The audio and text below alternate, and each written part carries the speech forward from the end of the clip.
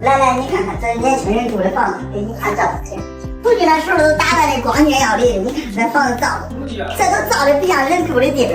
租给他的时候是新房子，这年轻人这出来租房子，这不能租给那合租的。两个小姐姐和一个小哥哥合租，能擦出什么样的火花？大家好，我是家庭生活小强哥。今天800里加急来打扫一个合租房，面对这一片狼藉的屋子，中介大姐也是满眼的无奈。虽说不是第一次碰到这样的情况了，但面对屋子里不明味道，小哥们也是倒吸一口凉气。看看这客厅里的啤酒瓶、烟头、外卖和零食袋，平时肯定没少在家享受生活吧？你们合租的时候遇到过哪些奇葩室友呢？遇到不爱打扫卫生的室友，你们会怎么办呢？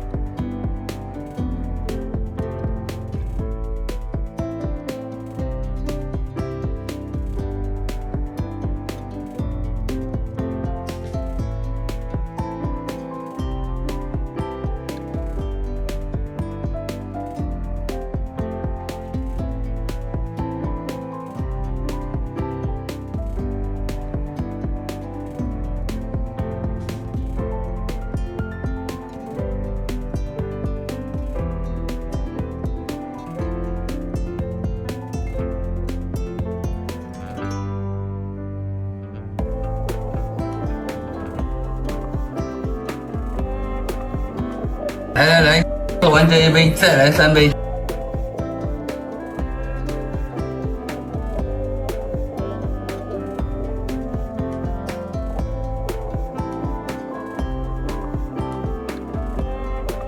水费欠还欠了99块多，我又给他交上水费，这剩1毛钱，你说说给？一看这个厨房应该是不做饭的，没吃完的外卖都已经发霉了，就是这些油污不知道是从哪儿来的。看这油污的时间也不短了，喷上咱们的油污井哗哗往下流。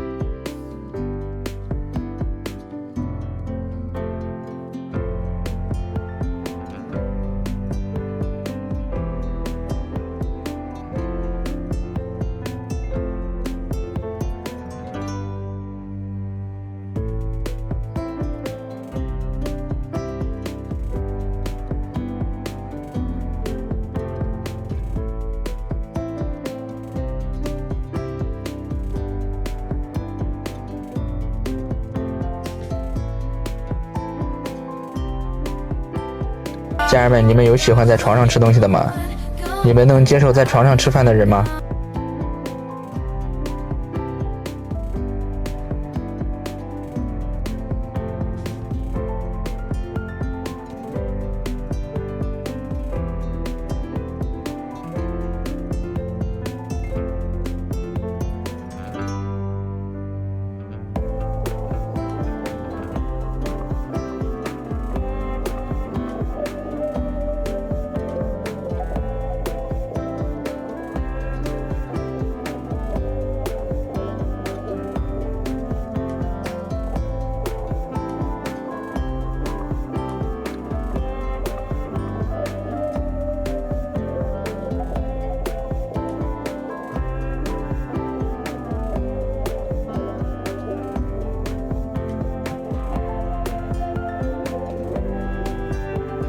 中介大姐说房间欠水费停水了，这个卫生间的马桶好久没冲了，掀开马桶盖的一瞬间差点当场就过去了。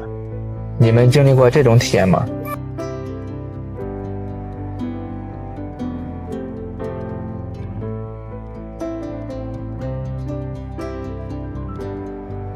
再恶劣的环境对我们来说都是小问题。如果你家里也有不好清除的污渍污垢，快来我们直播间吧。